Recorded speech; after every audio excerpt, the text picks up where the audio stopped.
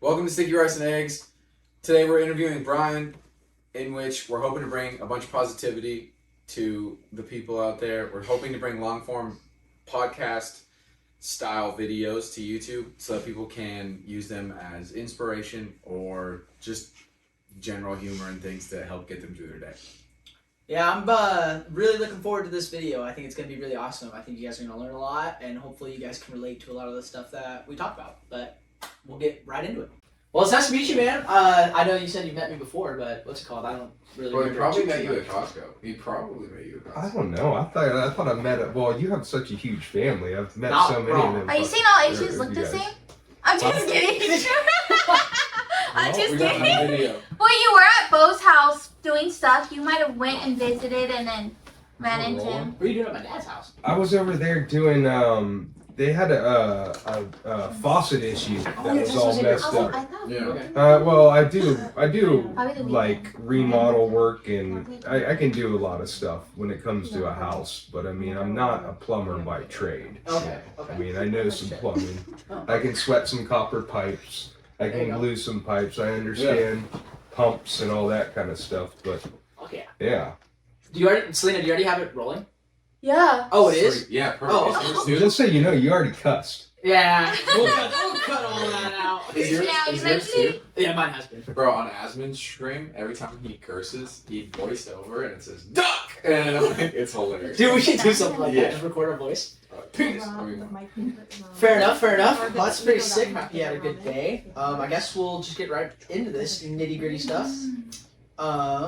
so, How? oh, hang on. So the angle that we're taking with the Oh, podcast yeah. is the whole thing, just so you know. Like, the reason why all the questions are like this, because we're just trying to spread some more positivity, a little less negativity out there in the world, trying to make, our vision and our goal would be to where, like, if you're at work, let's say, right? You want to listen to, like, us goofballs interview somebody, and it makes you laugh, makes you feel better. Like, Yeah. on a terrible work Yeah, day. Or I'm down with it. Or I whatever. think it's great. When you told me that you guys were doing this, I was stoked because, I mean, I know that I know the direction y'all are going in. I think it's great to have more positivity and just there's just so much trash out there that you get sucked into just on a daily. So it's good to have a break from that, you know. Well, thanks, Yeah. man. I Yeah. really appreciate that. Yeah, There's a lot of trash media out there. there's trash every. I mean, like Yeah. a lot of trash, man. Just distractions. And then the next thing you know, you wake up and you've been listening to, this garbage for 10 years. You feel like crap, Yeah. and you wonder why. And so it's because it's not only like what you're eating, but what you're listening to, Yeah. what you're watching. It's the whole thing. I agree. You know. I So agree a lot. it's great. I'm gonna have one of these candies. Yeah, go for it. Yeah. Right here, my dinner. Fair enough. Well, here, I'll let you chomp on that guy. We'll just kind of shoot some shit real quick for Those are after the good. question. Those are good. That's danger. Oh yeah. That's danger right there. Yeah. You have a good Valentine? Just chill, relax. Pretty mellow. There you go. I was getting over this cold that's going around. I've been pretty wrecked from last Friday, but my girlfriend, she cooked up this amazing curry last night. This red Oh my curry, God, I've been craving curry and for it was like so the good. last 2 It's weeks. so good. I mean, I'm on a pretty strict diet because of the training and everything. So I'm like chicken, veggies, fruit, Yeah. you know, and like repeat that every day for now until eternity. And so last night it was a nice little Cheat meal. break. Yeah, not so much a cheat meal, you know, I balanced it all out. I knew I was gonna have dinner, and so, you know, I cut back on some things and indulge on other, you know, healthy kind of balance. But yeah, it was great, man. You know, like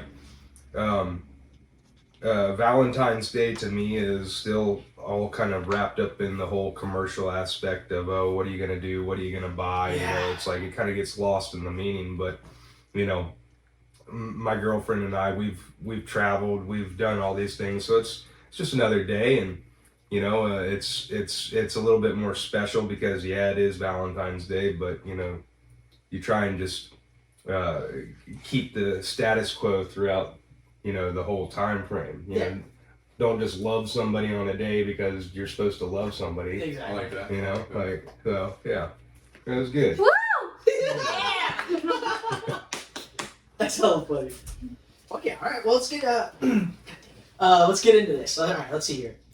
So, does training regularly help your mental health? Like, would you say training on a daily basis really helps you, like, mentally, you know?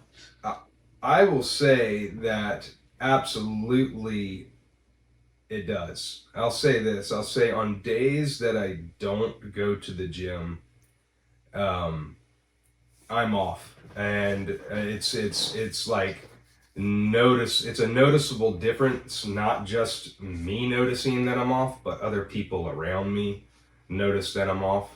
And so absolutely, the main reason that I do go to the gym is for all of the health benefits, physical and mental. A lot of what we do in our training, you have to be physically fit to do it. Yeah. But if you can't tell yourself that you're going to get through it and you're going to be able to do it, you're not going to get the physical benefits of it. The mentality of stepping into the gym with somebody like Tyson and training alongside this guy, it's freaking incredible, man. Like, it makes you a freaking machine. It makes you awesome. An animal. And then when you have that kind of mental training and toughness going on, when you don't do it, you feel completely worthless. Yeah. You like a shell of I feel like we're in there and like we're doing man shit. It feels good. It feels good. It feels like our ancestral DNA of when we were like out on the battlefield somewhere is like coming back, into play.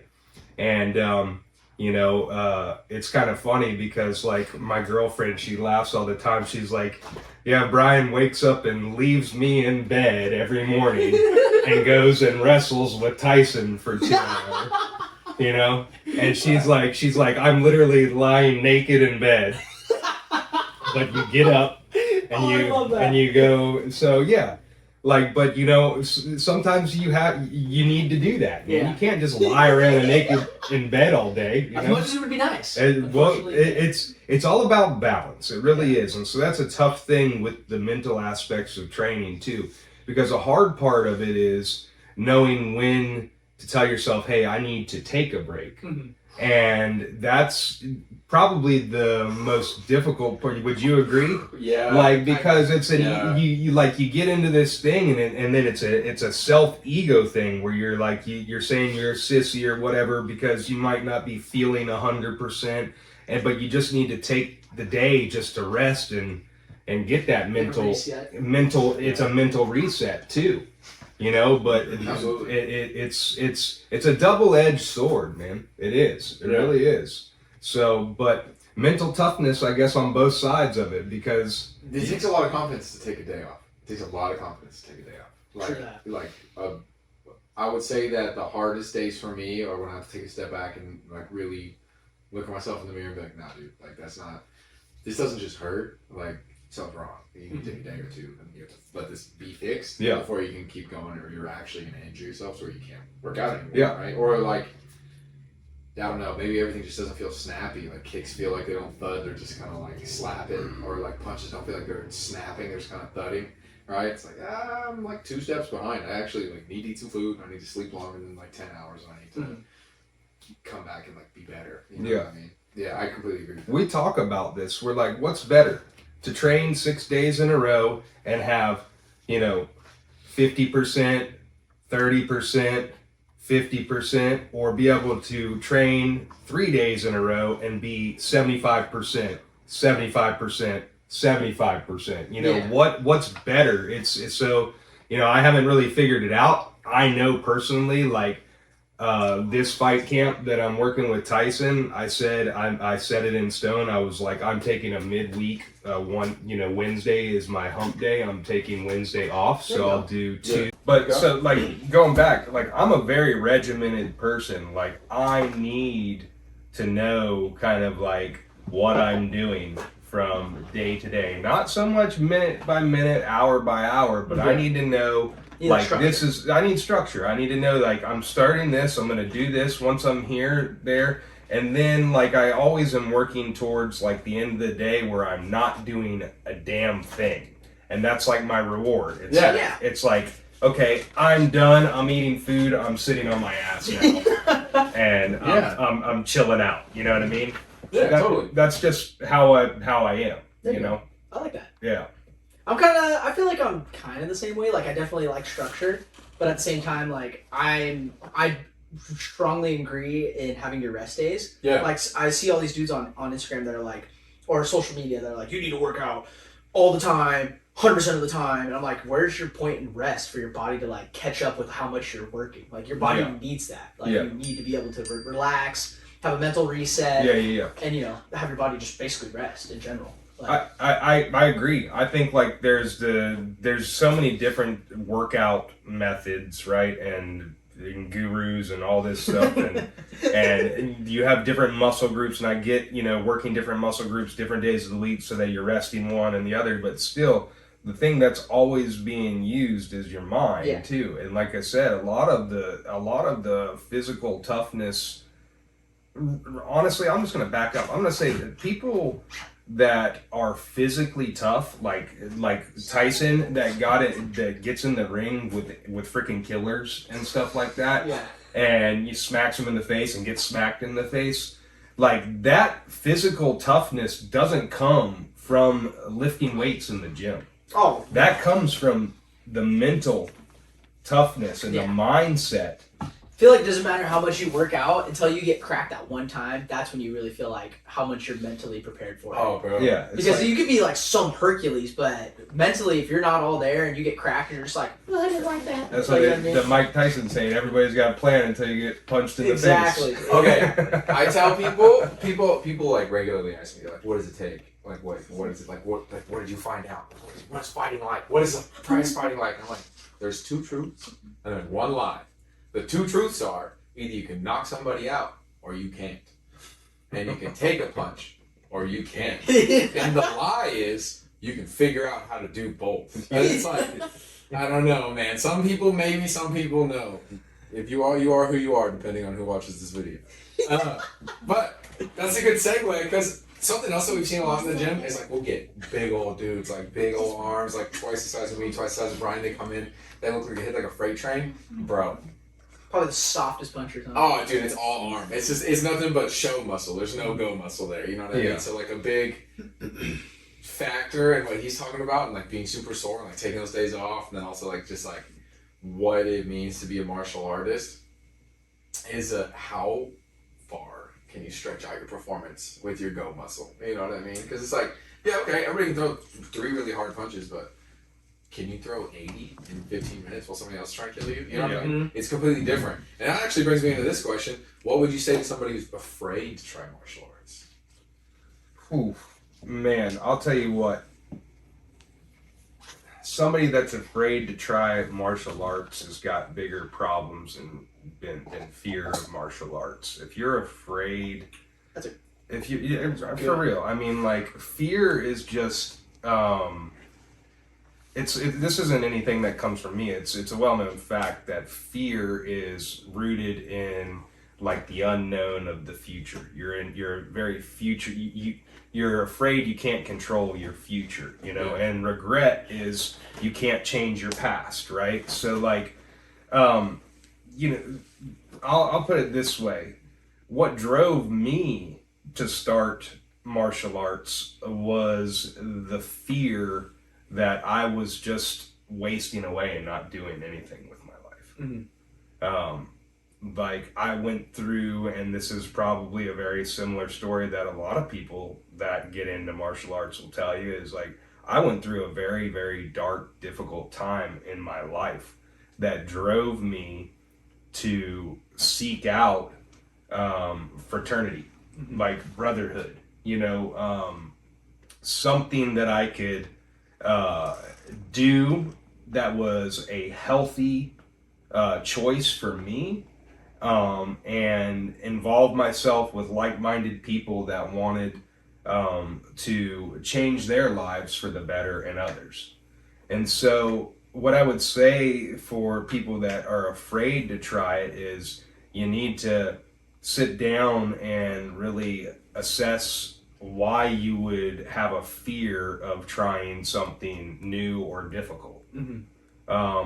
You know, and it doesn't have to be like as difficult as like Tyson or me or whatever. You can go in and you can learn the skill, and you can, you know, build a community with people. I think that people that are afraid to do that are just victims of culture.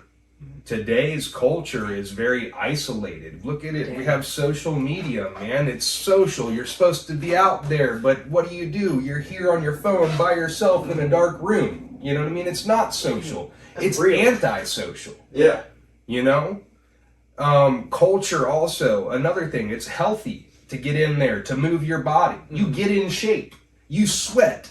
You know what I mean? Like, you work. You know what I mean? Culture says, hey, you don't have to do that. You're fine just the way you are. And yeah, to an extent, I get that, and I agree with that. But not if you're 5'2", 260 pounds, and you know, like, I mean, like, we have this disconnect that's going on. I agree.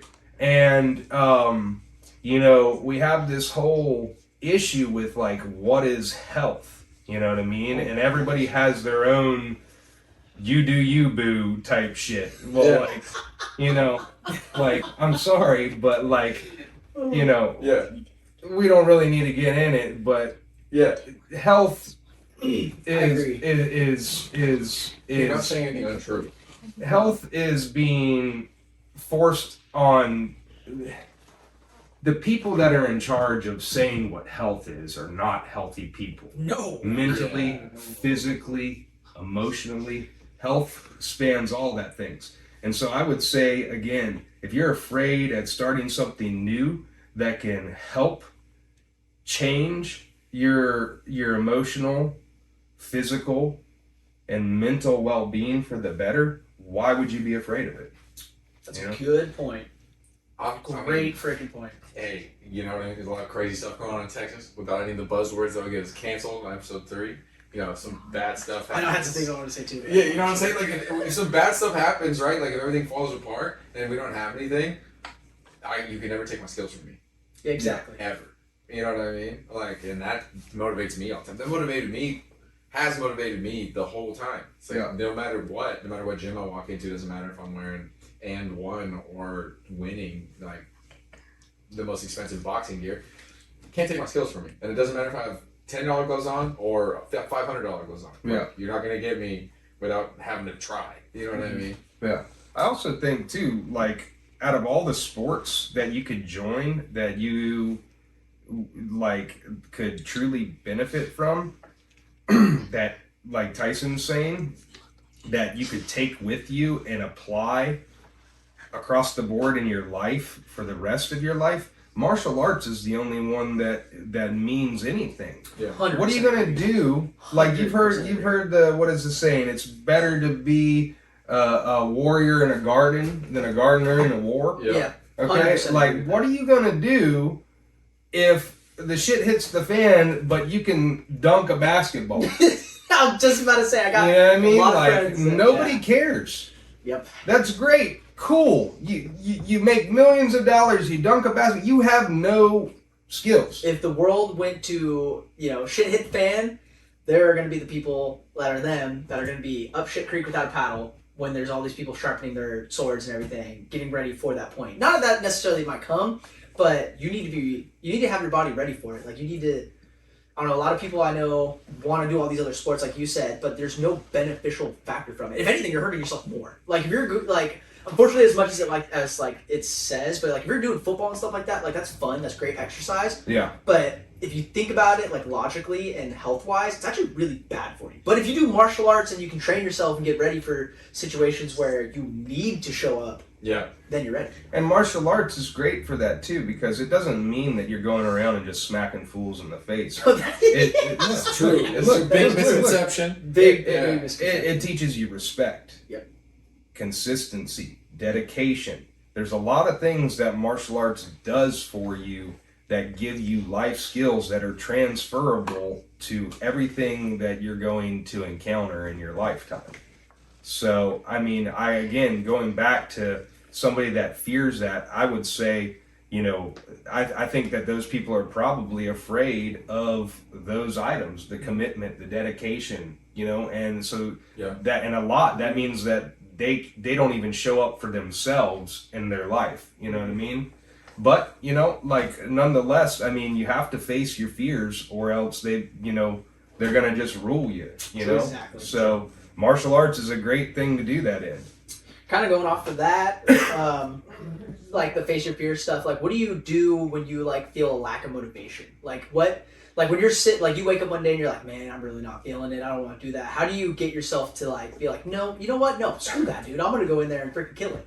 Man, well, I mean, you don't know this, Tyson knows this about me, but I'm like, over the past few years, like, well, I grew up in a pretty religious household. I went to school.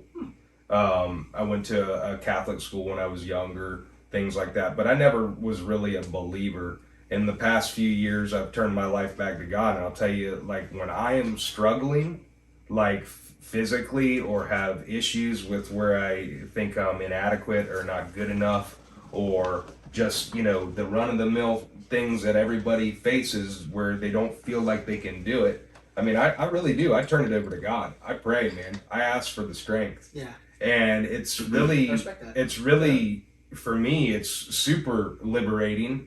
And I mean, instantly, like I say, you know, I have this little prayer that I'm like, you know, God, you know, give me the strength, you know, and as soon as I say my prayer, man, I'll be in the gym by myself on the bike, warming up, like thinking about the battle ropes I got to do.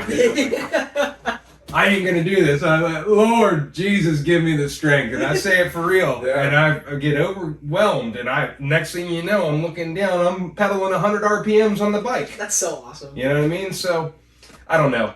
That's how I go with it. I think too, another thing that I do is I just psych myself out, fake it till you make it. Mm-hmm. I think there's something to be said about that too. You have to be your own cheerleader. There ain't nobody in your corner for you. Like, as much as like, even though like, as much as like, I'll go and I'll corner for this man right there, he'll corner for me, whatever. If you don't believe, if you don't psych yourself up, you ain't gonna make it, man. You know? I agree with that. You know? I agree with that a lot. You hold the power. You really do. Like, this is the best. This is the best. And it's perfect that we're here right now, that you're saying that, because how rewarding is it when you go when you don't want to, and you get the workout done? Man, I'll tell you what, it's the best feeling in the world. It sucks when you're going through it. I'm gonna tell you, like, and that's just the nature of the beast. Like, you gotta go through it. The only way out is through, you know what I mean? But once you get to the end of that and you sit back, you say, yeah, I might have dogged it here and there. Yeah, yep. Whatever. Yep. It was nowhere near my normal performance, but I stuck it out. I did it. I didn't give up, you know, and I made it through. Yeah. I feel great. I think I feel a lot better on days like that than on days when I have a really killer workout. Yeah. I really do.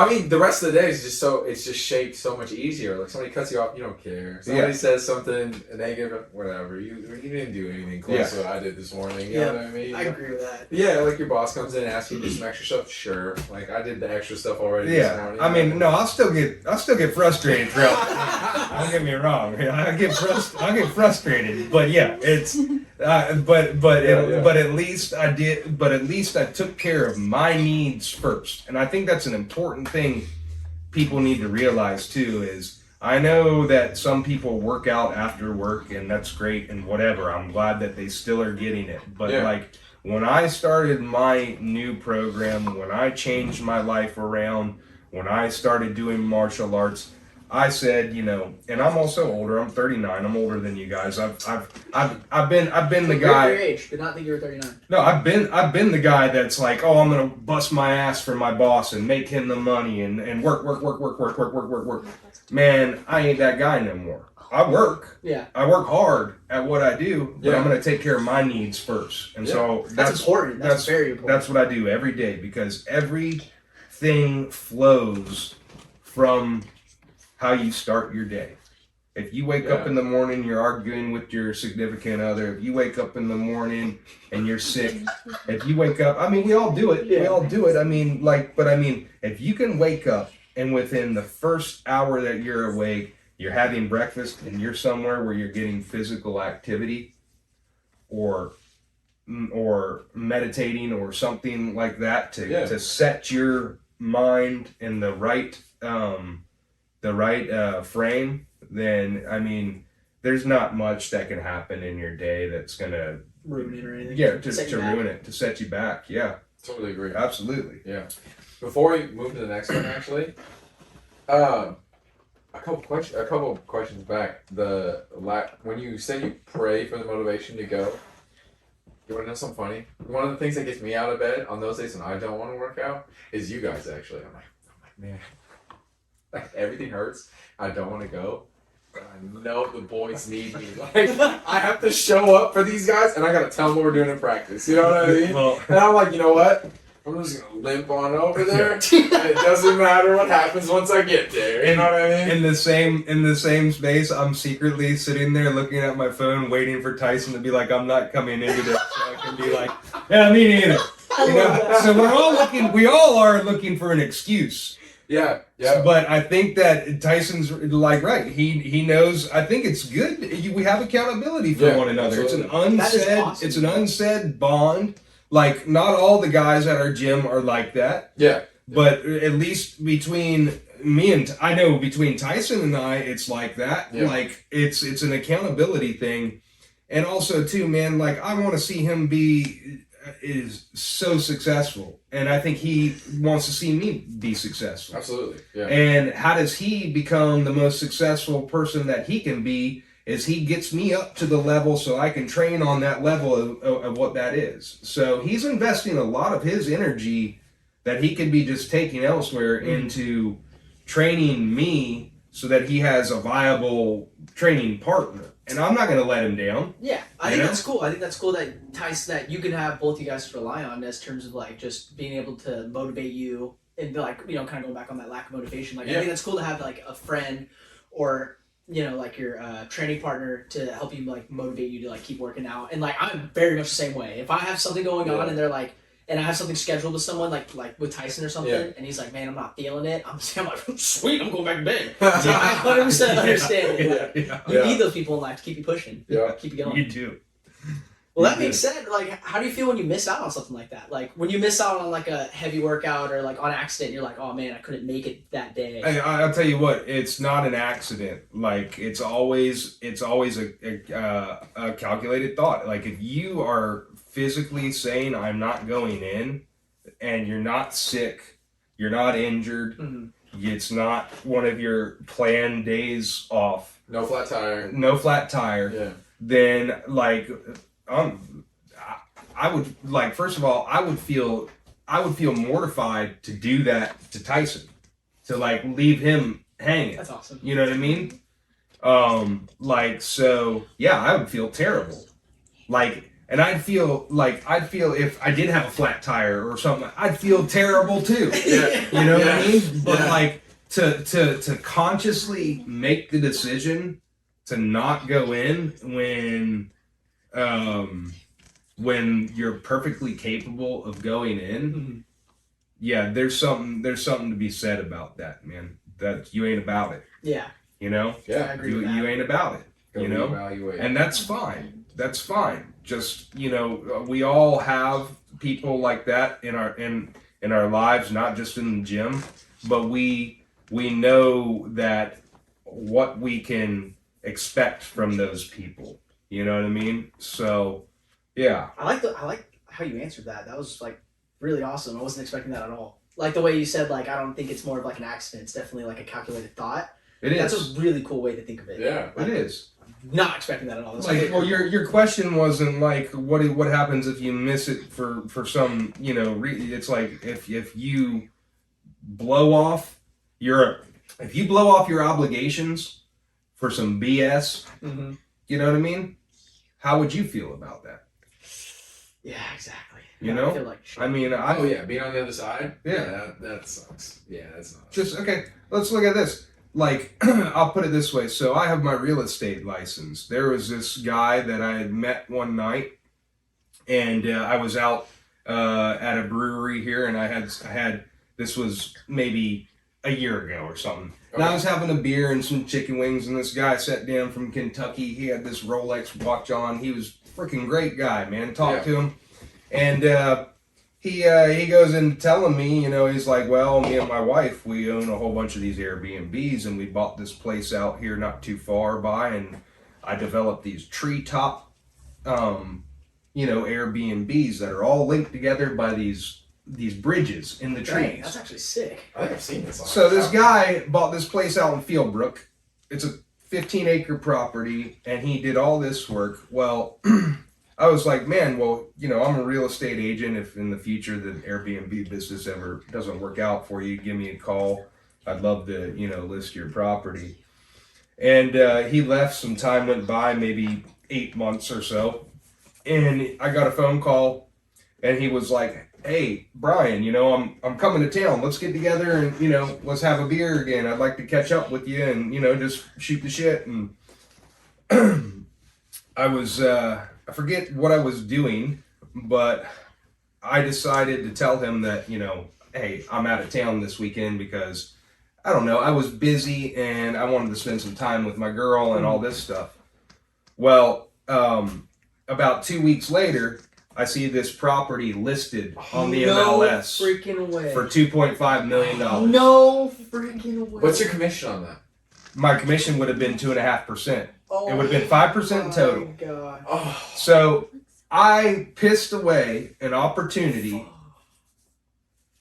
to list probably one of the most unique properties that's been listed in Humboldt County in the past couple of years. in a while. And I think actually when the property finally sold like 6 months ago, it sold for like 1.8 million. Still? Still. But I pissed away that opportunity because I didn't show up. That's crazy. So that's just a monetary thing. And I said to myself, you know what? Never again. Yeah. Never again. That's good.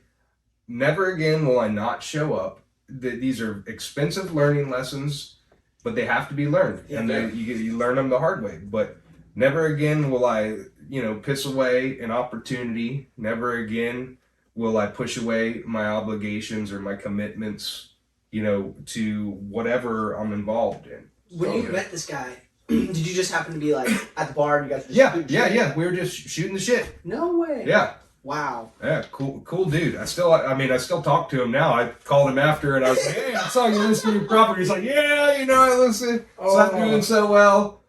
But you know, it is what it is. It won't be the last time I'm not saying that I won't show up again, but it won't be the last time I don't get a listing and all that stuff. Yeah. I'm not worried about that. True. That's crazy. I'm just saying it just goes to show you, Yeah. like, if you don't show up, then you miss those opportunities.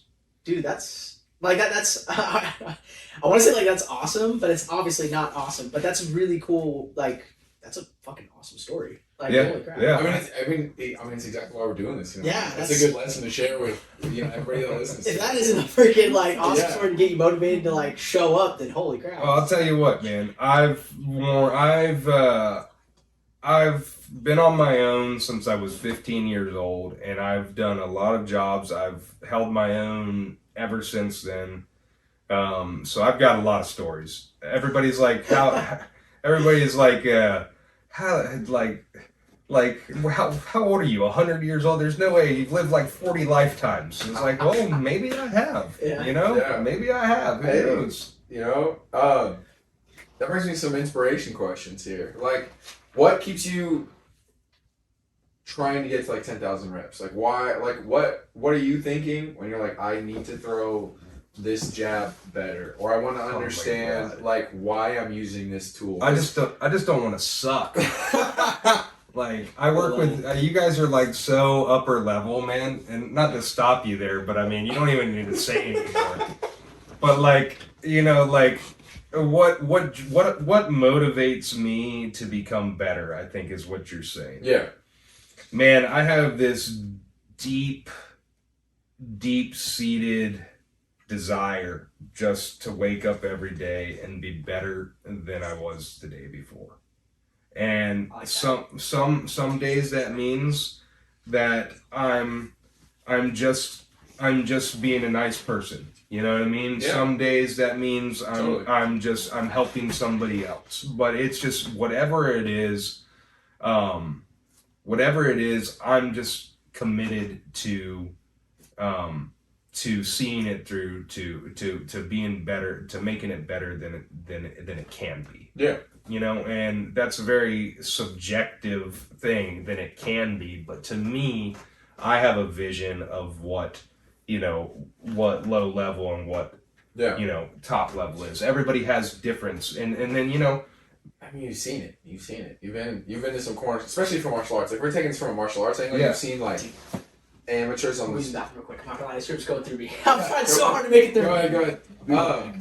You have seen like 0-0 amateurs that were very basic. They just started. Those were like very beginner. Yeah. And you've also been on the scene when I and Cass at Bellator shows watch like world champion level guys fight. Yeah. Like, there's a completely different personality, aura, the way they carry themselves, the way that they look, the way that you can tell what they're thinking, the way that they are thinking on their feet, the way that they're thinking on the ground.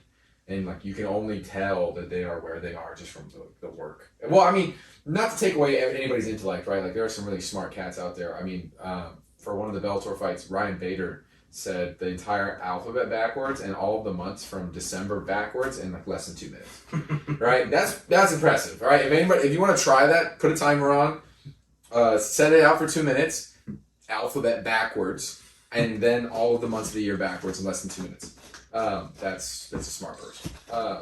But like, yeah, man, I agree. And it's not something that's just in martial arts. Like I'm sure, as an electrician, you've met black belt electricians, and you've met white belt electricians. Yeah. I mean, with anything that you do, you're gonna have your shifu or your master. You know what I mean? That's like, yeah. There's somebody that, and you know what? That person may not even be the top level, but they're a level up from you. Yeah.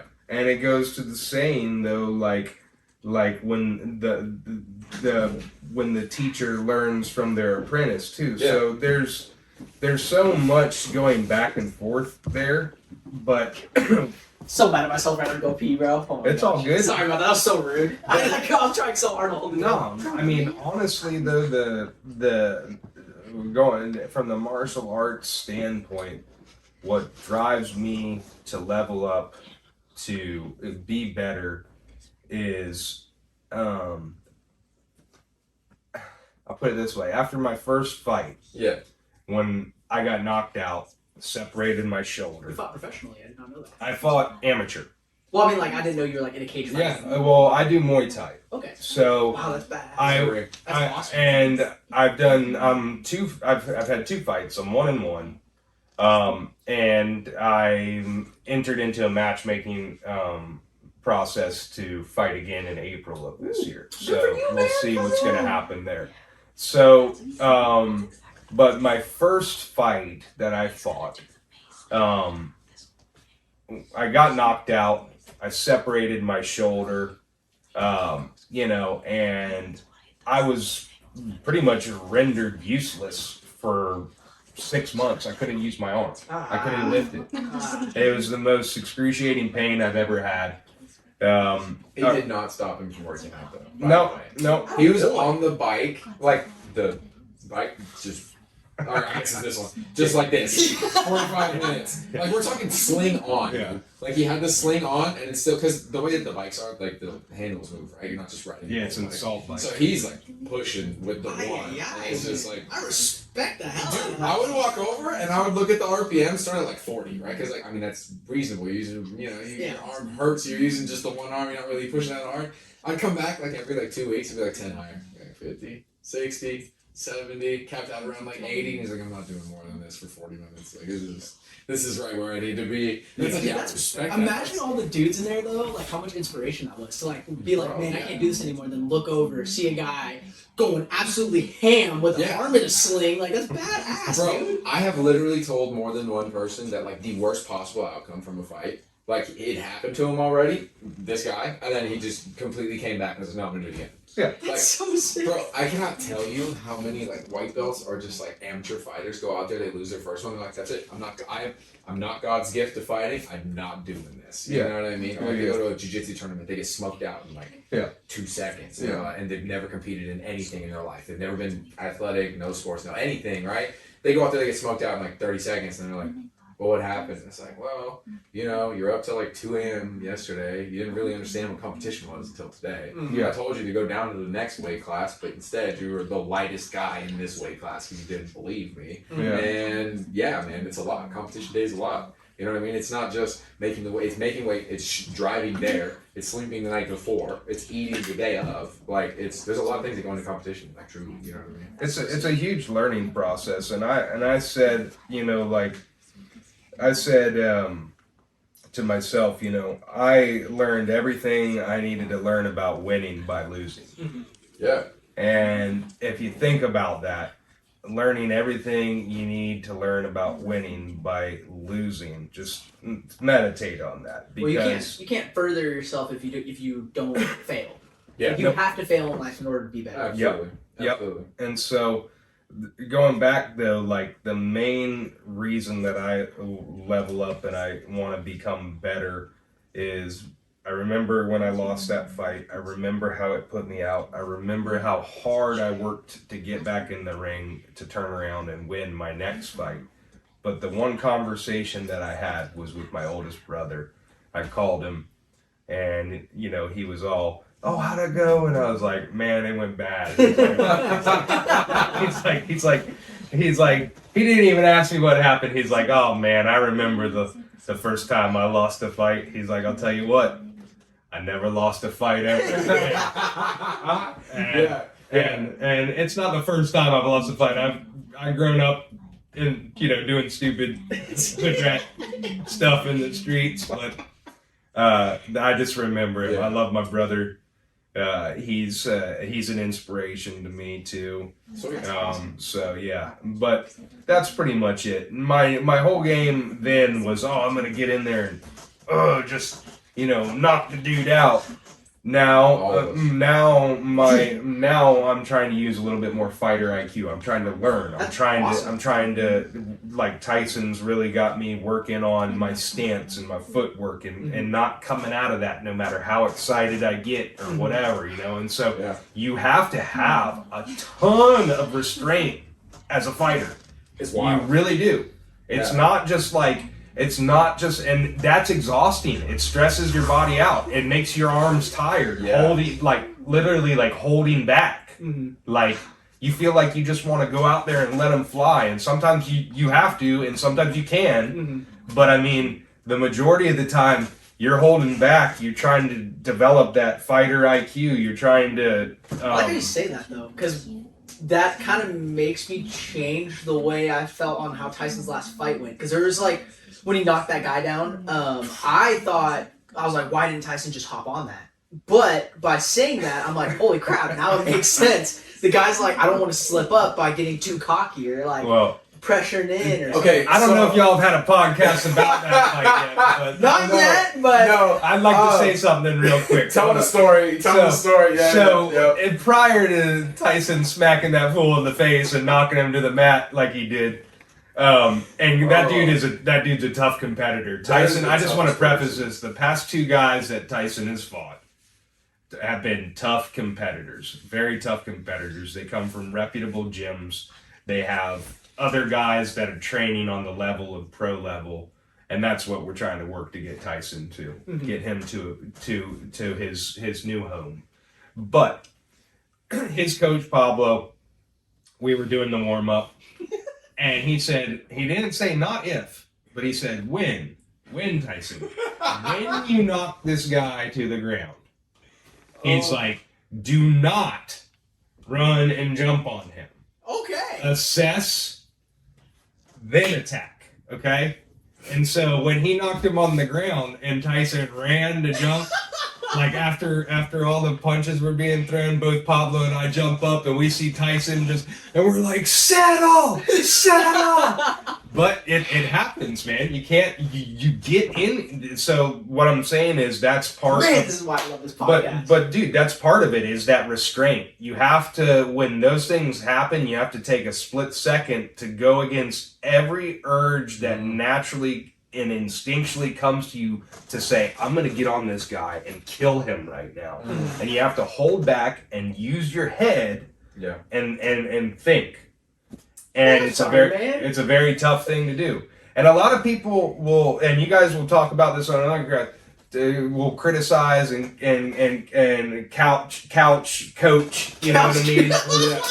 Like, you know, but like until you're in the ring or the cage and you're sitting there and you've got somebody who wants to knock your freaking head off, and then if you got an opponent like his guy that's a tough SOB and can take and just literally will just get cracked in the face and get knocked down and get back. I mean, like it's something, man. It's something for real. Like, so it takes a special person to get knocked down, like, and come back and keep fighting the way he did. Like nothing but respect for that guy. But like everybody, I mean, because of like TV and movies and stuff, everybody has this misconception that they're gonna get cracked, they're gonna fall down, they get back up. It's the Rocky movie, you know what I mean? It's John Wick. John Wick's the one guy like stabbing 50 dudes like that. It's stuff like that, right? Or it's like Rocky getting knocked down like 4 times in a round, even though it's usually a 4 knockdown. I mean, how many movies? How many movies do you see where a guy's getting smacked in the face with a gun and he's just like, oh, and he gets up, dude. You got hit one time with a fist. Yeah, dude, it's tough. Yeah, and like, you take shots in there. Sometimes you just like, okay, we're just gonna forget about that one. Respect to that guy, but mad respect to you, dude, because like you gave that dude. It was back and forth until the last round there, man, and it was just all who got the sweet spot, and it just, you know. I feel bad for his mom, bro. I was shrieking so loud. I was just like, like, you know, being from like a little bro perspective, and just like wanting to see Tyson do good. I think we heard her from Sacramento. So. Dude, what's funny is because of how that happened, right? Because of the body shot. I remember that Manny Pacquiao, my favorite boxer, right? So guess what I have these guys doing? They're doing the ab stuff all the time too. He just sent me the same freaking workout. Everybody, like, I mean, Selena's doing it now too, right? Like, she's super sore, torn up in the midsection. You like go to take a poop and you can't even like clench to get it out. It hurts. I am getting people with this, like, dude. I told him today. I said I'm 200 pounds and I've never had this much definition in my abs. I look like I'm 180 pounds. I'm like, I'm just one ab.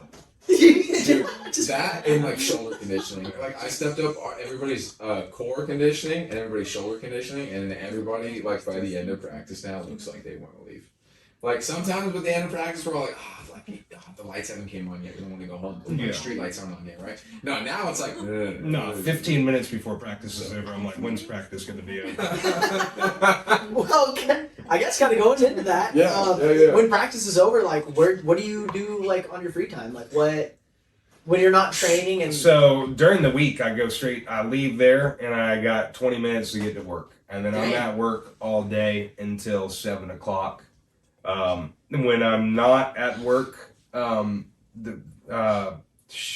what do I like to do? What are my hobbies? I mean, man, I don't know. My hobbies are like, I like to work. Yeah. That's what I like to do. I like, I find busy. I like to stay busy, but I like to also, like, I'm happiest when I'm helping others. And so, that's awesome. Like, if I don't have side jobs going on, I like to make money. There you go. You know what I mean? And let me just say that. My hobby is making money. I like making money. If you want to make money, get a hold of me. We'll make lots of money. Absolutely. But I like helping people too, and I feel like I'm called that's why I've been like, I've sat and thought a lot about like, what's my calling? Why am I here? And it's not to make money. It's to help people.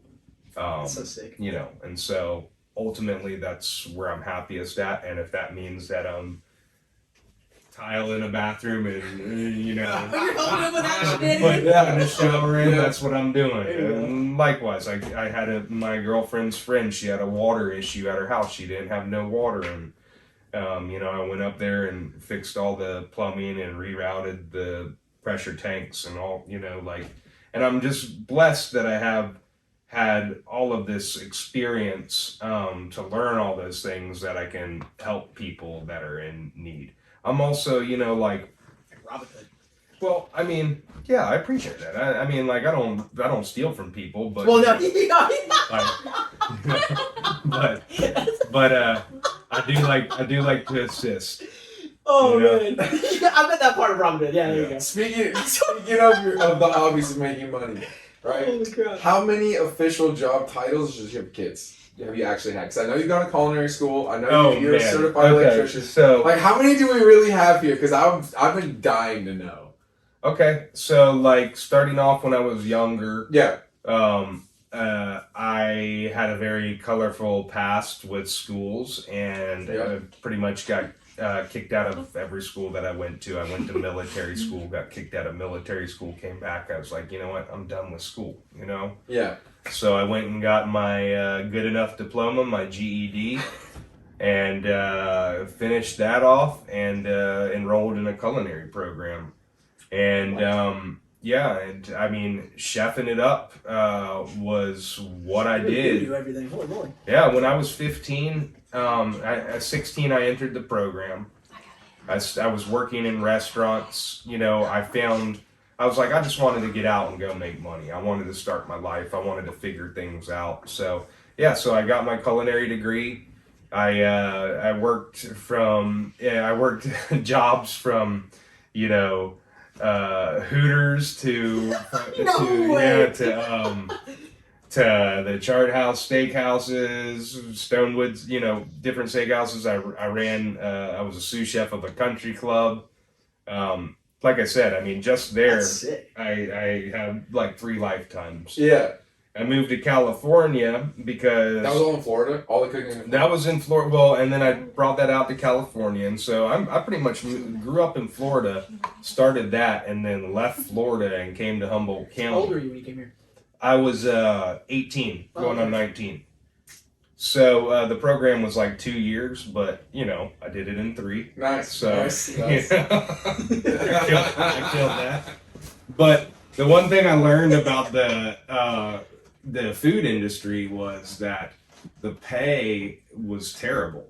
But everybody in the food industry liked to do a lot of drugs. Oh, that's And I could make a lot of money selling drugs. And so when I was younger in Florida, I was involved in a lot of colorful things, and kind of got my eye turned on Humboldt County because this is where the weed came from, you know? And so I had a friend. all the way out there in Florida too. Oh, yeah. That's wild. Everywhere. Yeah. Nationwide. Yeah. Yeah. I remember I used to go back in the day when they had like Barnes and Nobles and Books of Millions. Me and my buddy would go and we'd like get a High Times and like read about Humboldt County. No you know? way. Yeah.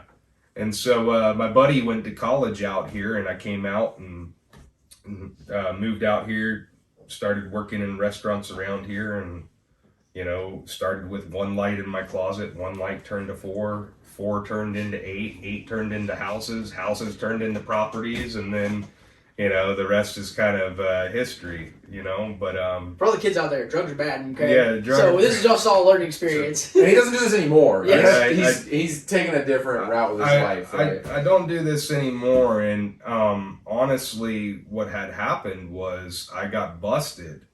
And I lost all that and ended up serving time in jail. Dang. And yeah, and one thing you have when you serve time in jail is a lot of time to think.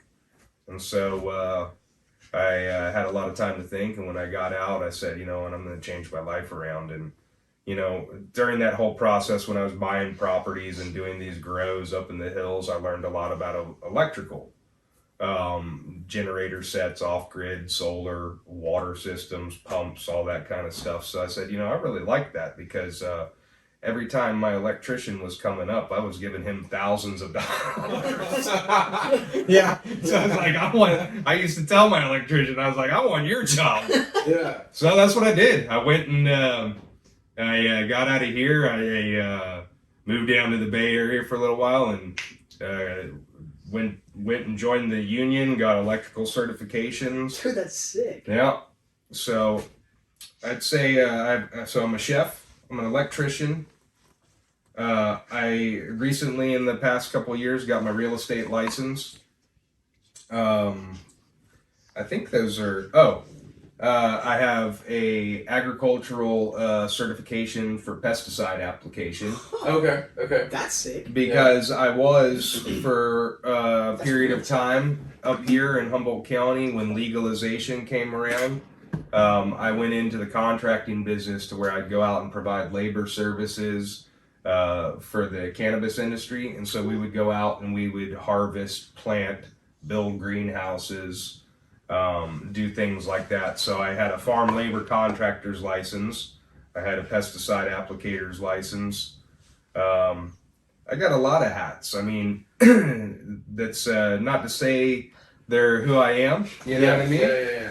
But those are some of the job titles I hold to, keep me busy, I guess. Dude, that's sick. Well, I guess kind of going off of your backstory a little bit, I think from all these questions and kind of getting just from a third party perspective, because I've never really gotten to sit down and talk with you, but you definitely seem like a guy that really likes to grab the bull by the horns and go at stuff 100%. What would you say to people that are going through really hard times and how they can motivate themselves to really do better, how you did? Like you said, you have a lot of time to think. What would you tell someone that's kind of in the same scenario that wants to completely do a 180? Yeah, I think that what I would say first is you got to go through it. You got to go through it, and it's gonna be ugly, and the uglier kind of the better. I mean, you need to get down there and totally immerse yourself in the muck and the mire, and you need to face all of the things that are in your life that are causing unhappiness, causing self-doubt, feelings of inadequacy, things like that. You need to assess your circle of friends, the people you have in your life. Some of those people that are there, they have ulterior motives. You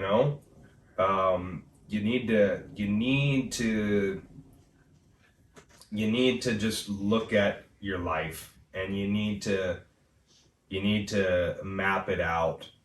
And you need to realize too that as much as we'd like to think we're in control of our lives, we're not. Agree with that. So it's a tough nut to crack, man. It's different for everybody, and going through it is a very obtuse or vague kind of description, because I'm not gonna say that somebody that's had terrible physical traumas, sexual traumas, the worst of the worst can just get through it. There's a lot of things that and resources to do that, but you have to face it, and the sooner you face it, the better, and the sooner you can trim fat. You don't have an obligation to anybody but yourself.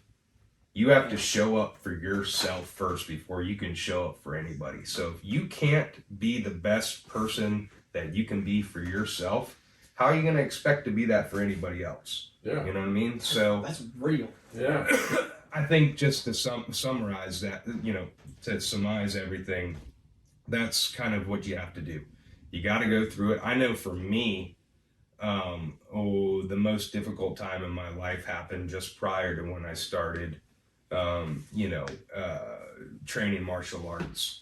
And I went through years of just this toxic on and off relationship.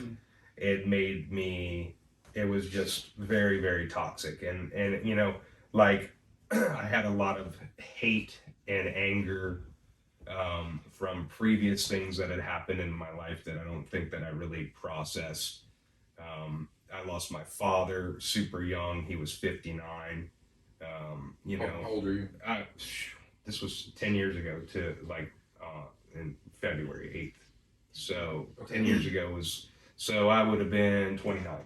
Okay. And so I didn't really process a lot of that thing. So, what you don't confront is going to follow you until you confront it. You know what I mean? And no matter, we have this whole concept that, oh, if I just do this, I'll be happy. If I just do this, I'll be happy.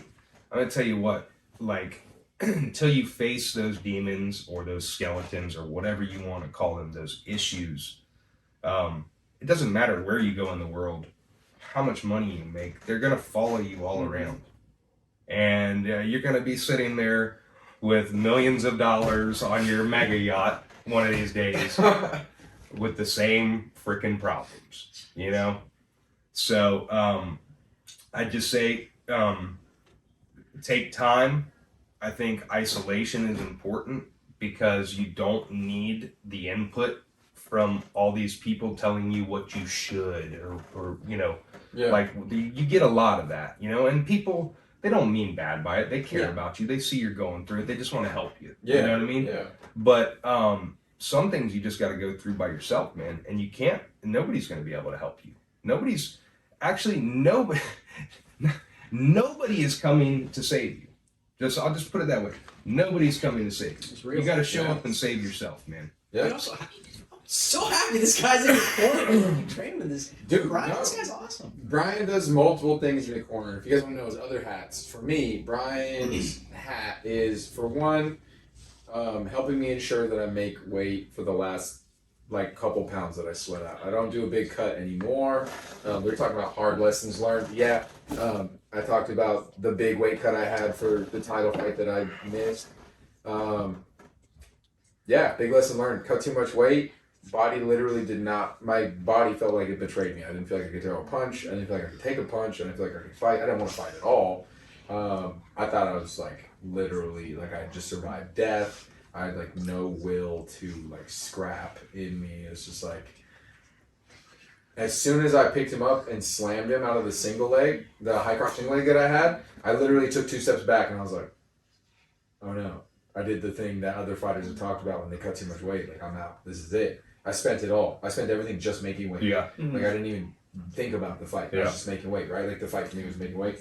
Learned that. So he makes sure that my medicals get done. Make sure I get there safely. I don't like driving when I'm super hungry and just tired like that at the end, because it's not that I'm starving, but it's also that I'm not eating as much as I should be, because I'm manipulating the weight of the food in my body.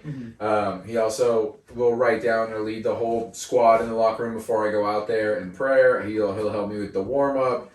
He's the guy that wakes me up out of my nap when I'm doing my meditative thing. He told me about that, and I was like, that is so scary. Imagine being your opponent and being training real hard to get ready for this fight, and you look over and your opponent's just that's freaking crazy.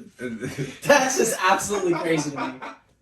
I literally I lay there and I just think about everything that I want to happen and everything I don't want to happen. Yeah. And then I just lay there and I try to accept the fact that no matter what happens, whether I win, I lose, there's a disqualification, no matter what happens. It's although it will change my life a little bit, it's not gonna change my life that much. My girl's still gonna love me, family's still gonna love me. I'm still gonna love my dogs and my cat.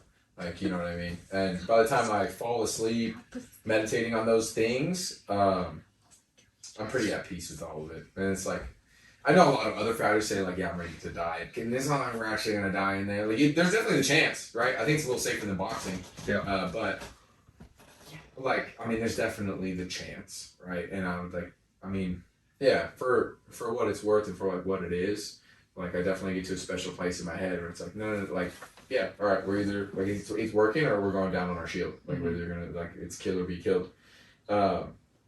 But off of that, to take it to like a lighter place to try to bring this to a close a little bit, and on a different note, because I know we did talk a lot about motivation, martial arts. We also love to talk about food here. Oh, yes. Oh, So- wow. I'll just preface this before you even ask the question. One of the biggest reasons I do martial arts and train is so that I can eat food. Because I am Dude, yes. I am a Yeah, surviving fat kid at heart here. All right. he's in there. He's in there. He's in there. He's in there. He's in there. I really found out he was in there that one night with the loaf of PB&J. Oh, that man. was hilarious. Yeah. Loaf? Dude, okay, so Loaf. the first time this guy's cutting weight for a fight, right? Like I write it out. I'm like, hey, like this is like, what I do to get down to weight, right? Like this is like a good diet. Like we have like 3.5-ish months. Like there'll be a couple days in there where maybe you got to eat a little bit more or a little bit less. I tell this guy because I love PB&Js. I put them on people's like meal plans because they're delicious. Most of the time people enjoy it. They're like, dude, I get to eat PB&Js while I lose weight. It's like, yeah, right? This guy takes a bong rip, has one PB&J, and then eats the loaf of bread. Yeah. Right. So, go ahead and ask your question, Tyson. Anyway, what's your favorite thing to cook as a trained chef? My favorite thing to cook, and I'll back this story up. His last story. My favorite thing to cook as a trained chef, man. You know, I really I have a lot of different things that I like to cook. I'm a big Got like a genre, like Is a it- couple things. Okay, as a trained chef, I'm more prone to I get greater joy out of baking things. Ooh. like chocolate cakes, Okay. creme brulees, things like that. I like working Yeah. I like working with dough, pastry. Like if I'm gonna do something like special, Yeah. that's generally what I do. If I'm making a nice meal for my girlfriend or some people that I care about or whatever, I'm definitely pulling out all the stops. I mean, I'm doing wine, I'm doing coursed out meals.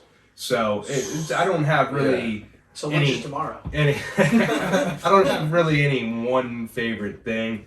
I do like to cook. I would say, kind of Mediterranean Okay. style. Okay. You know, Okay. and maybe a little Tuscan, like Mediterranean style flavors. Talking about like Euro, chicken shawarma. I could do all that. Oh my But gosh. just the flavor. I'm profile. salivating over here. Yeah. You know, the flavor profile, more or less. Totally. That is sick. Well, I guess kind of going off of like your favorite meal, the most important question out of this entire list: what's your favorite cheat meal?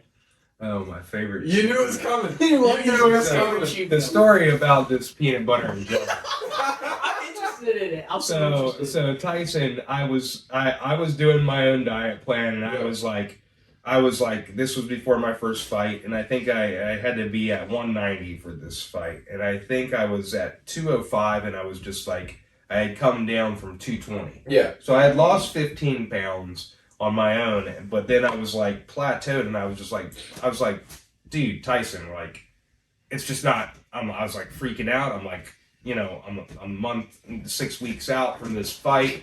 I was like, man, it's just not coming off. I need you to look at my meal How low plan. did you need to get to? 190. Oh, okay. He's almost there. Like he's on the doorstep. Yeah, but it was like I said, I was 205, so I still had 15 pounds I had to go. But I wasn't about to do no crazy weight. I wanted to diet and exercise and do it healthy. You know what I mean? Real quick. So Tyson, One sec. Don't do crazy weight cuts. Take it from me. yes. Right? If I could have kept my 0, I would have. Yeah. But I learned a lesson. I cut 30 pounds in 10 days. Watch the fight. That's how it went for me. Yeah, Keep going. it's not, and not just to back up on that too. If you're gonna be in the fight game for a long time, you Yeah. have to realize that every time you do something crazy like that, what it's doing to your organs, to your body. You know, it's not. But anyhow, yeah, so I had Tyson take my meal. He's like, well, yeah, dude, send it to me. Show me what you're eating. You know, I was using my calorie tracker and everything like that. So I just shot him an email. Next day, he kicked me back an email where he reworked the whole thing, tweaked my carbs, tweaked my, proteins a little bit and fats. But the meal plan had like suggestions, you know what I mean? And on the meal plan, it was like for recovery, like after workout recovery, it was like you could have a peanut butter and jelly sandwich. And I told Tyson, I told him, I was like, dude, I don't keep this stuff in my house, man, for a reason. And he's like, no, it's okay, you can have it. So I followed what he said, and I went out. I bought some really good peanut butter, some really good jelly, a nice loaf of some, pre-made bread. And I was like, all right, I'm gonna do this. And so I made the sandwich, and I'll tell you, like I was looking at it like, I don't know if I should do this, but I ate it. I ate it, and then I went and laid down in my bed, and I sat there, and I was like, and all of a sudden, like all the sugar and everything hit my brain. And it was, sugar is like one of the most powerful drugs on the planet. Not wrong. And so the next thing you know, I'm literally in my kitchen, and I ain't proud to say it. I'm standing there in my underwear at like 9 o'clock at night, and I'm just making peanut butter and jellies, and I dusted the whole freaking loaf. So I like peanut butter and jellies as a cheat meal. I don't really eat cheat meals. Like I'll have on if I'm feeling like really low, like I'm crashing because my diet and my workout, I'll be like, I'm having this. I have healthier boundaries now with it, so I don't like do full on cheat meals. But I'll tell you what, man, I am a freaking sucker for donuts and carrot cake, dude. Ooh.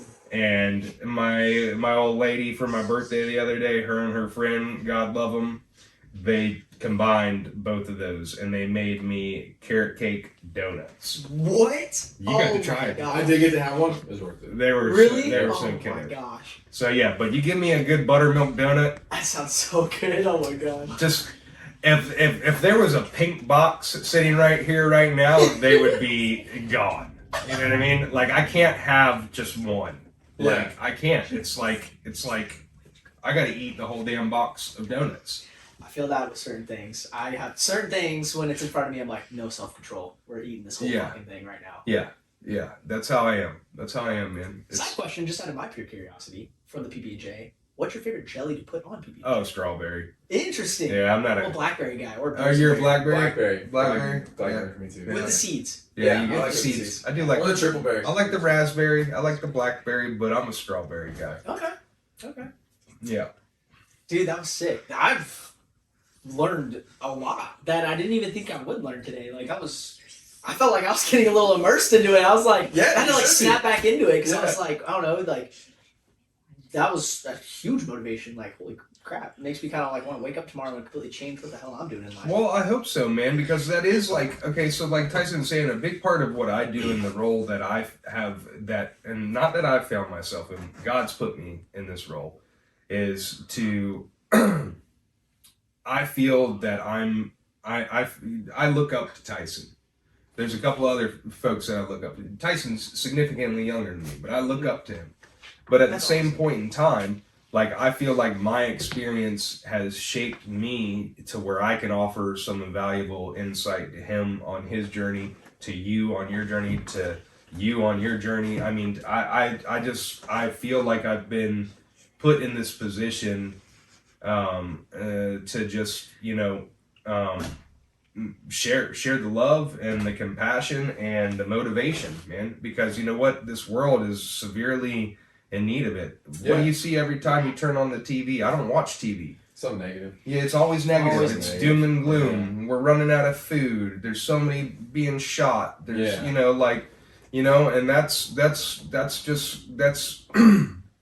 that's all deception. Mm-hmm. And it's meant to sap your energy and to make you a lowly, functioning sheep. Exactly. So let's all work together, man. Like we can all lift each other up, man. It takes nothing to be kind. It takes nothing to lend a helping hand. You know, and So true. And that's how you lead, man. You lead with love. You lead with your experiences, and you share them. And if people want to listen to them and take some, you know, take some little nodule with them along the way that can improve their life, great. You know what I mean? Yeah. How do you change the world? You change it with one person at a time, and that starts with you. You got to change first, though, yourself. Yep. You know what I mean? You got to change your mind. You got to change your head, your perspective, your view. Absolutely. You know? And once you change that, like in my experience, like once you change that about yourself, then it helps you change other people. Because if other people see that in you, and then they're like, their response most of the time when you actually meet somebody who like lives that, they do the best they can, right? So we all falter. They want to do that too. Yeah. Which is part of why, you know, we're doing this in the first place too. You know what I mean? We really want to spread that. Spread the love. Yeah. Help people, have people really kind of look at themselves in the mirror and be like, am I doing my best to help not only myself but other people? Yeah. And just trying to make life a better place. Like, this world is very corrupt. Exactly. Like, you can help people around you and just be a good person. You're already one step ahead of a lot of other people. Exactly. I mean, in most cases, right, except for the extremes. So take the super nasty extremes out of it, like the things that are really bad. But most of the time, when something negative is happening in your life, right, like me being me, if you gave me a baseball, I could probably hit somebody from right here that's like going through something similar.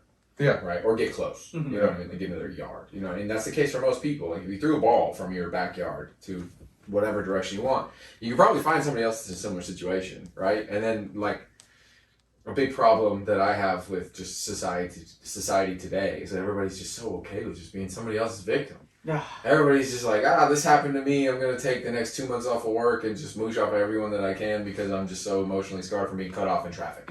It's like, what are you talking about? You got cut off in traffic. Why is this a big deal? You know what I mean? There's definite things that you can be a victim about, right? And that are serious. Absolutely. I agree. The over-victimization is a big thing because it waters down and it dilutes the true issues that people face where they truly are victims of some horrible atrocity. Yeah. But the main thing is recognizing that regardless of how big or how small, you drown, and you can drown in a cup of water or in a pool. You know what I mean? It doesn't matter. You can still drown in both of those amounts of water, right? Absolutely. So understanding that this is their story and that's what it is, and having some compassion, but helping that person move from a victim to a survivor. Yep. Helping them say, I'm no longer the victim. I went through that. I'm surviving now. And now I'm going to help the next person do the same thing. So like that's a big thing that you know, you can focus on when you feel that kind of stuff happen. And I mean, trust me, there's been plenty of times where I'm like, oh, I can't believe this happened to me. And, you know, whatever. We're selfish, but you know, like you got to get through it, man. And you know, ultimately, like I said, like I lead a life because I'm a Christ follower. I believe in leading with love and compassion, you know, and I think that if you listen and you just have those two principles, just like love and compassion for your fellow human being, then there's really just like nothing that can, you know, stop you from, you know, just showing up and helping, you know? Yeah. So, I mean, whatever. I agree.